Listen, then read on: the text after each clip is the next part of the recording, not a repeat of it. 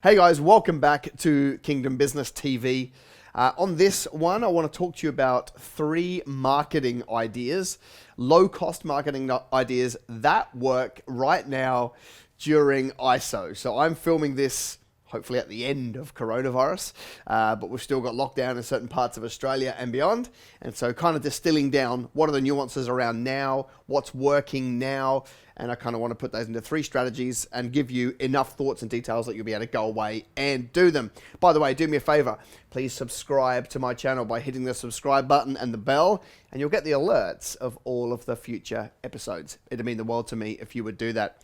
All right, the first strategy I want to talk to you about is basically LinkedIn search and direct message, right? So not LinkedIn ads. LinkedIn ads are brilliant, but their CPM is really expensive.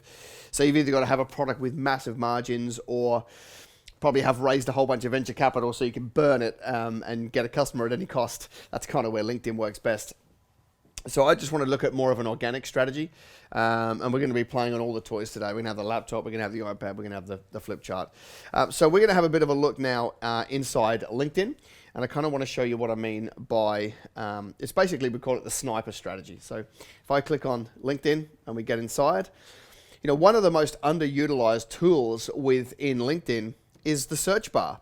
You know, like LinkedIn's search bar is probably its greatest feature, in my opinion, right? Better than the search bar on any other social media platform. You know, on Insta, you can search tags, and that gives you, you know, because you can search tags for a town or a region, and you can find out who the top posters are and reach out to those people. So that's a really good strategy.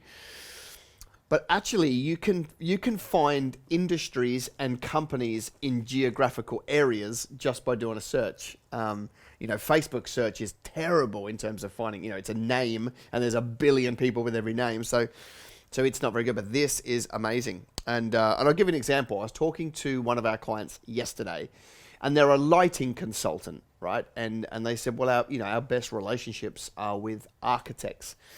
And so literally, you know, like you can literally just go to a search bar. I mean, it's here from yesterday, Architect Sydney.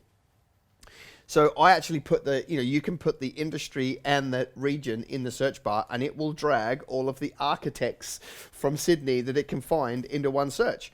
All right, so we got all these people here.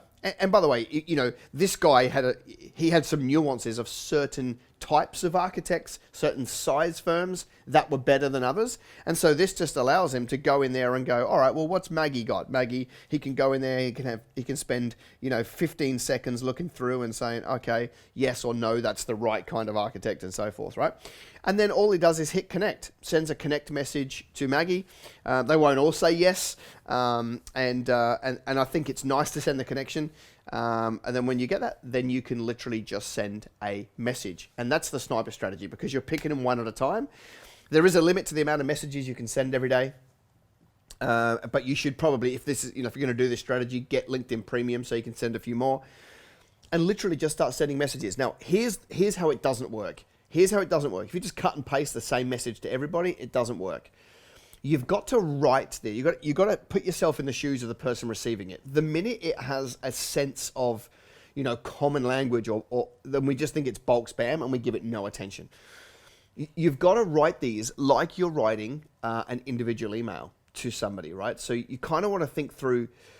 You want to be chatty and colloquial in your language, actually, because everybody else is trying to be corporate and professional, and they just won't see it. So you kind of want to be chatty like you're already friends. But the best thing you could do is actually be interested in them as a human. Go find something about their profile and factor that in. You could even template where you insert, like, find something about their profile that's worth mentioning, and you drop that in there and you start to send it out, right? One of the things that I find interesting is no one wants to do a strategy like this because they think it's unscalable, because it's one at a time. And everyone's trying to do all the big strategies where you do something once and you get 1 trillion customers. Well, a lot of those aren't working right now in ISO. So I would say to you, like, this is scaling the unscalable, right? You know, do 50 of these a day or something, or 20 of these a day or something. Not everyone's going to write back to you. Maybe only 10% of people engage with you, but that's 10% of people that you've been able to cut through. And then from LinkedIn, you can have a chat, and if there's a good fit, move them to a Zoom call or maybe a physical meeting if travel is allowed. but this is just a way of getting to a large amount of people, 20 a day, 50 a day, whatever you can do, for 3 weeks, and then just seeing how many people you get to engage with. But the targeting is absolutely phenomenal, right? Let's just do another one just for fun.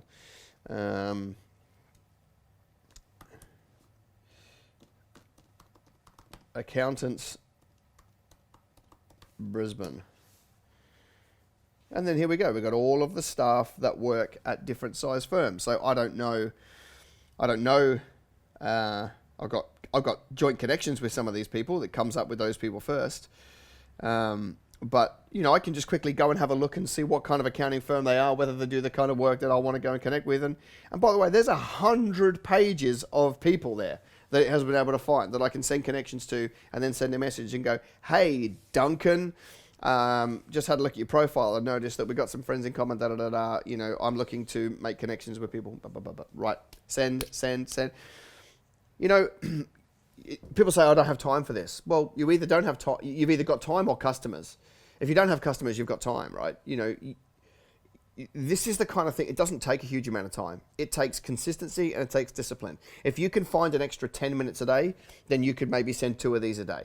If that's 2 a day that you're not sending now, then you're touching more lives and impacting more people, and that's going to be a better thing for you, okay? Do that consistently forever without trying to measure the ROI in 7 days. Then you will be able to look back and say, okay, I was able to engage with these people, right? So that's something that you can do right now. It's totally controllable by you, right? I'm trying to take, this strategy doesn't depend on Facebook algorithm or LinkedIn algorithm or whatever, the trend in anything. This is literally something that is controllable by you, that you can have the discipline to do every single day, and you should go do it. All right, the second strategy that I want to talk to you about is Google Ads. I'm a really big fan. I think they're hotter than ever. A whole bunch of people have pulled their marketing spend because of coronavirus, and it'll come back with a vengeance. So you might want to jump in now before everybody comes in and outbids you. So Google Ads is cheaper, and people are spending time searching more than ever before, right? So you want to make sure that you are jumping on this, right? So a couple of things, to kind of remember when it comes to doing a Google ad. And then you may be already running them. You might want to go and tweak the ones that you've got, right? So the first thing you do is you pick a keyword. And you may run more than one keyword, but listen, go with the most obvious keywords. If you're not running AdWords right now, or even if you are, pick the most common, obvious, most expensive keyword. Do not try and hack Google and outsmart them, because you won't. Don't try and outsmart them by picking obscure keywords that are like long tail. They might be cheap because they don't work. Go with the most obvious keyword. If you're a plumber on the Gold Coast, plumber Gold Coast, all right? So pick your keyword and pick the most obvious one. There's a couple of things that you really need to make sure that you maximize. When it comes to the heading, you get 3. You get 3 headings basically divided by lines like this. Make sure you utilize all 3, okay? When it comes to the description, make sure you use all 180 characters. And when it comes to your 180 characters, let me try and give you even more value. Make sure that in your 100, write it like a human reads it, not like, short little weird sentences. Like just write it like a human's going to read it and not a marketer, okay? But in here, include 2 things in your 180 characters. Include something that makes you unique and a call to action, okay? Include those things in your description. Whatever. And that could be one of the things that makes you unique is we've got the largest buying power, which means we can, give you the best prices. Go onto our website today to get a 5% discount, whatever. Like just a call to action. Call now for an obligation-free quote.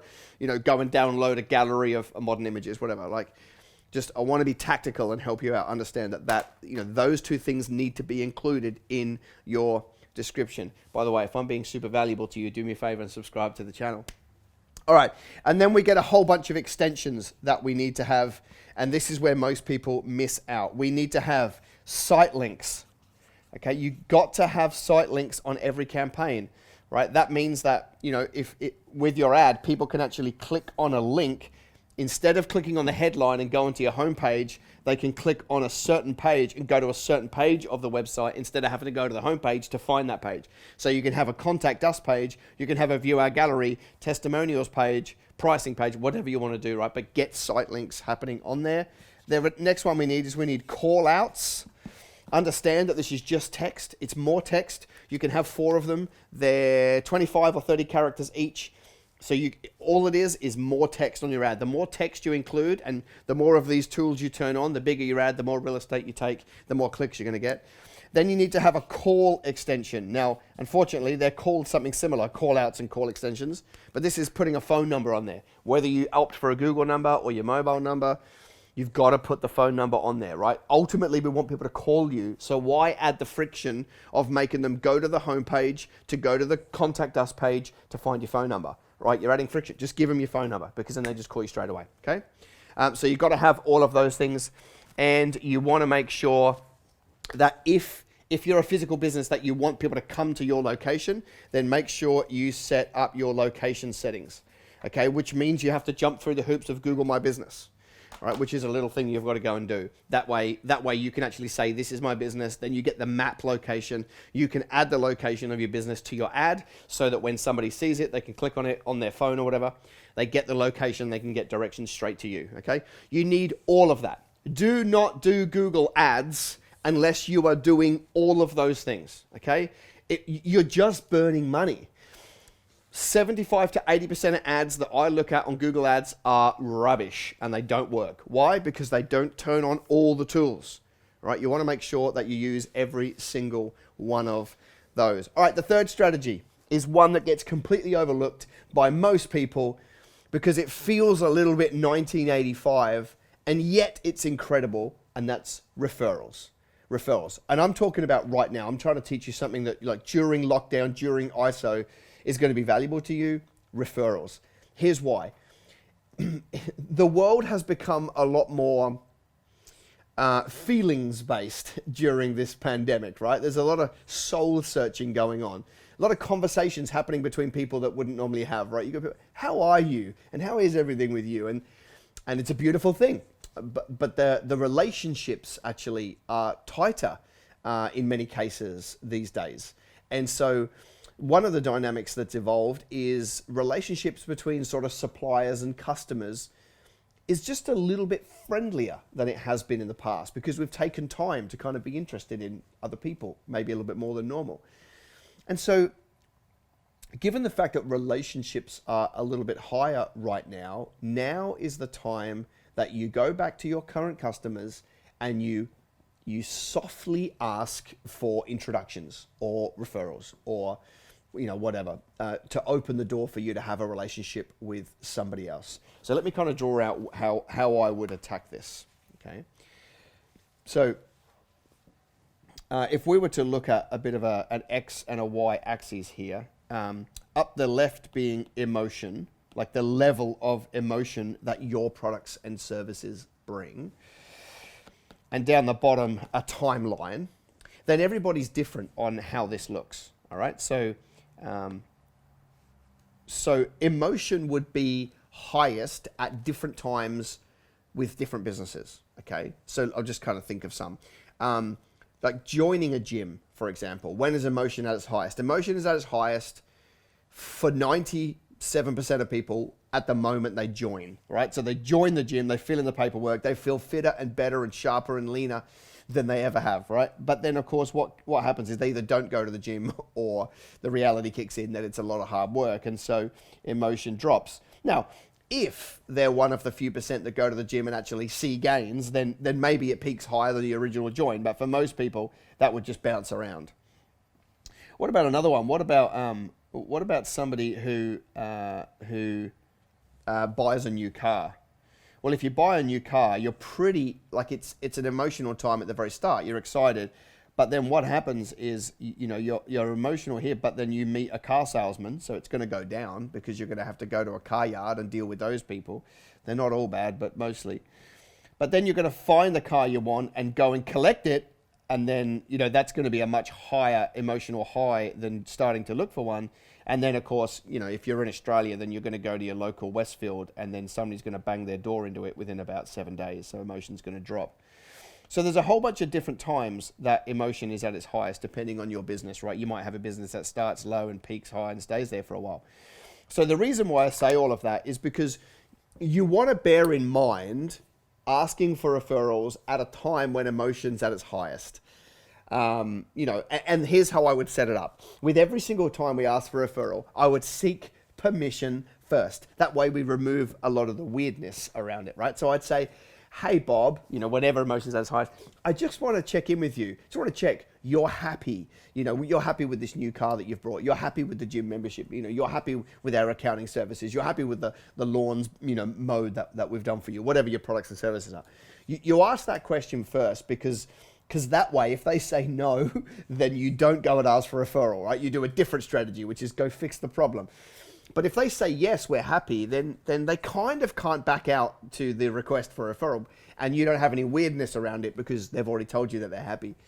So, Bob, I just want to check in with you. You're happy with our products and services? Yeah, they're all really good. Well, Bob, and then you just do the ask. And you can do the ask in one of 700 ways, right? It could be, well, Bob, I've got an event coming up, and I would really like it if you could consider some of your friends to bring along to this event with you. Or it might be, Bob, I really like doing business with people like you. And you remember how Mary introduced you and now we've done business together? Well, I'd love it if you could introduce somebody else.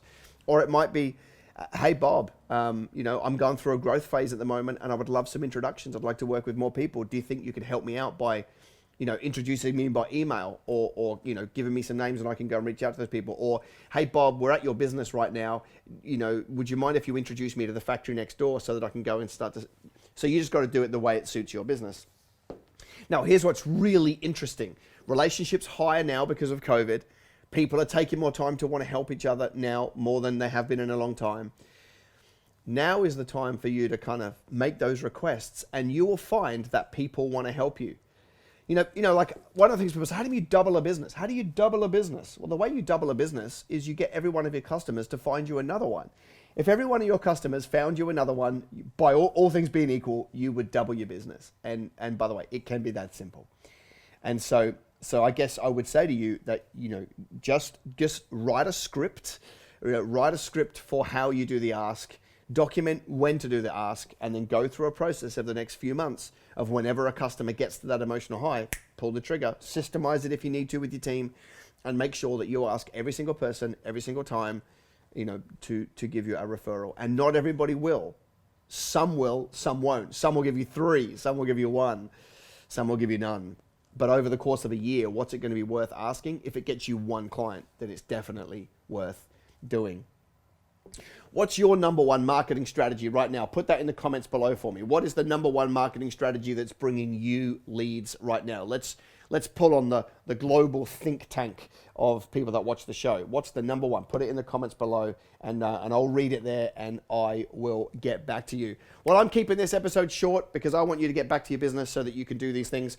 Why don't you take time literally now? Why don't you take time literally now, open up LinkedIn, start doing a search? Why don't you open up Google and start thinking about all the site links and the call outs and how you and the scripts for your ad? Why don't you literally train your team on how to do referrals? Because if you don't execute on this stuff, absolutely nothing changes. And you know my goal. My goal is 10,000 Kingdom entrepreneurs building businesses, profitable businesses, so we can fund our churches, fund projects, and build influence. Anyway, I'll see you next week. See ya. No sleep, no rest. Might crash, might wreck. But first I stretch. Time to run it all.